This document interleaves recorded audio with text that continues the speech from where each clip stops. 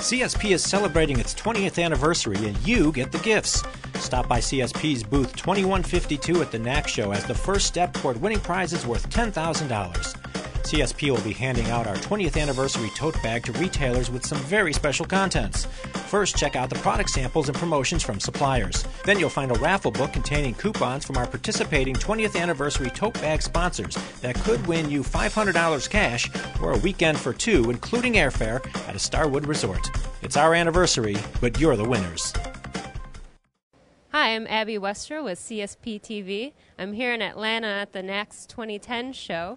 With me is Jack Cushman. He's Executive Vice President of Food Service for Nice and Easy Grocery Shops.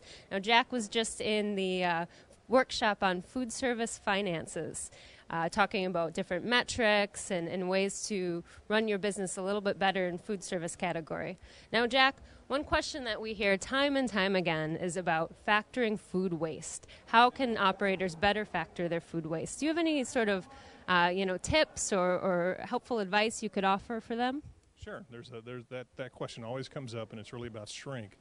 And there's a lot of things that go into shrink. There's the employees just eating food. Everybody eats, so they're going to eat on the clock sometimes. You don't want them to do that. It's about training them properly so they portion correctly. It's a lot of different factors, and you also need to know what your food cost is before you can add a percent for shrink.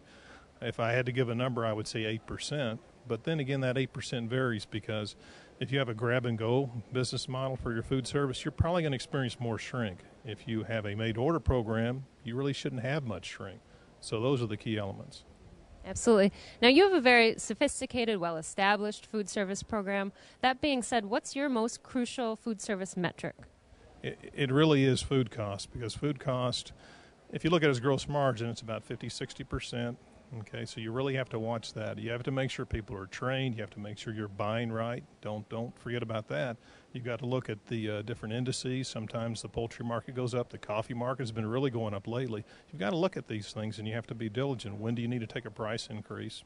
You have to look at that. Absolutely. Now, at the end of the session, you offered one really interesting statistic that you asked retailers to take back with them. And can you share that with us?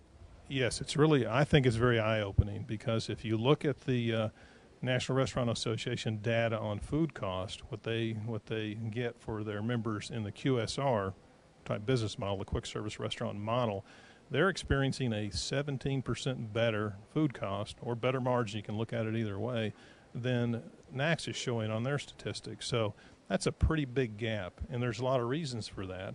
But you need to look at your own operation and find ways to save some pennies. It could be you're not charging enough for it, or you're experiencing too much shrink, or you're not managing and training your employees. There's a whole plethora of reasons for that.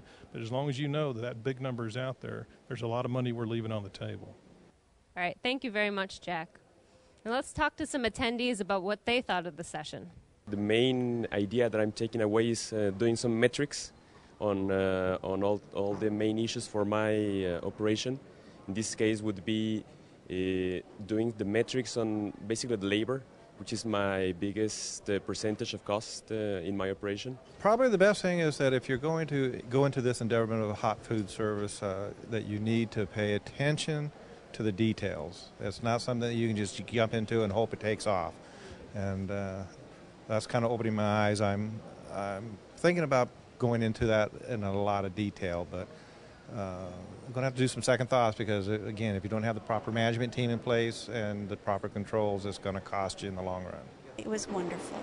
It was just showed us how to do gross profit, how to do our build to, how to just everything. They were absolutely wonderful. The last 3 hours were the best 3 hours I've spent in a long time. Reporting from Atlanta, I'm Abby Westra.